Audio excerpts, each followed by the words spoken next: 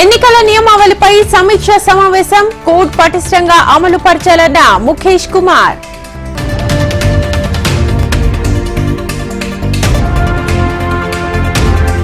ఈ నెల 27 నుంచి జగన్ బస్సు యాత్ర పొద్దుటూరు నుంచి ప్రారంభిస్తానన్న సజ్జల.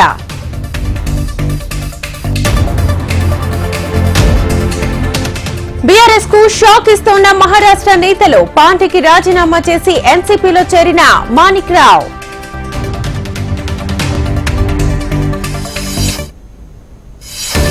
ఎన్నికల ప్రవర్తన నియమావళిని కట్టుదిట్టంగా అమలు చేయాలి. ప్రభుత్వ వెబ్సైట్లలో ప్రజాప్రతినిధుల ఫోటోలు తొలగించాలన్న సీఎస్.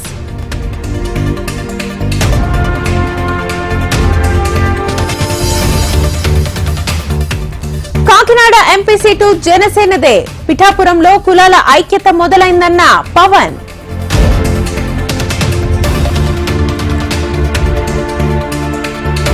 పాంచ్ న్యాయ్ పేరుతో 25 గ్యారంటీల మేనిఫెస్టో ఖరారు. ఏపీ, తెలంగాణ సహా 11 రాష్ట్రాల్లో అభ్యర్థుల ఎంపికపై ముగిసిన చర్చ.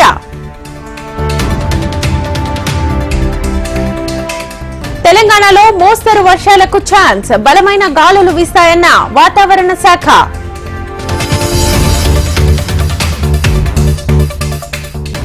రేపు తెలంగాణ గవర్నర్ గా రాధాకృష్ణన్ ప్రమాణం చేయించనున్న చీఫ్ జస్టిస్.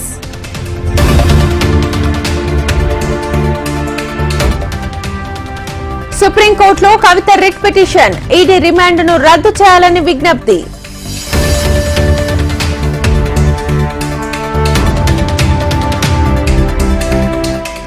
నష్టపోయిన రైతులను ప్రభుత్వం పట్టించుకోవడం లేదు. అకాల వర్షాలు కన్నీటిని మిగిల్చాయన్న హరీష్ రావు.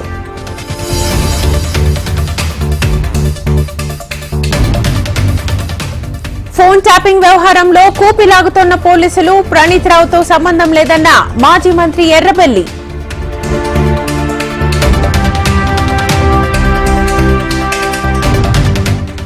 పాయకరావుపేటలో టీడీపీ జనసేన ఆత్మీయ సమావేశం. గెలుపు కోసం కృషి చేయాలన్న అనిత.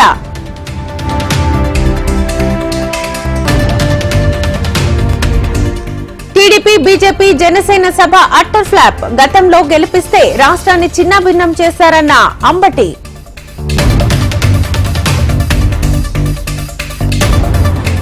ఎమ్మెల్సీ కవిత నిర్దోషిగా బయటకు వస్తారు. ఆధారాలు లేకుండా అరెస్ట్ చేయడం సరికాదన్న సత్యవతి.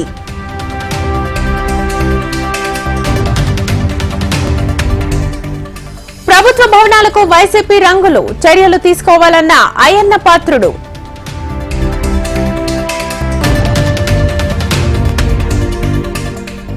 మల్లారెడ్డి కాలేజీలో ఐటీ శాఖ సోదాలు. రికార్డులను స్వాధీనం చేసుకున్న అధికారులు.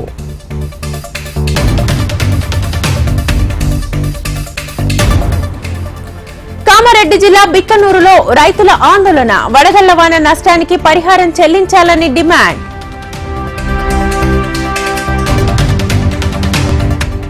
పెళ్లి సంబంధాల కోసం ఎస్ఐ అవతారం. మాలవికను నల్గొండలో అరెస్ట్ చేసిన పోలీసులు.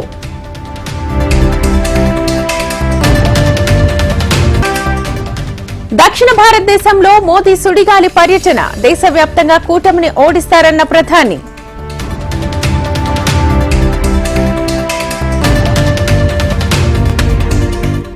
సిఏఏ నిబంధనలు నిలిపివేయాలంటూ పిటిషన్లు. ఏప్రిల్ 9కి విచారణ వాయిదా వేసిన సుప్రీంకోర్టు.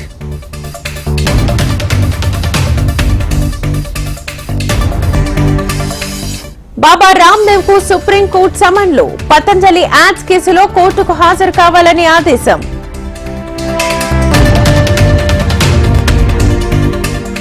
దేశీయ స్టాక్ మార్కెట్లకు భారీ నష్టాలు. సెన్సెక్స్ 700 పాయింట్లు డౌన్.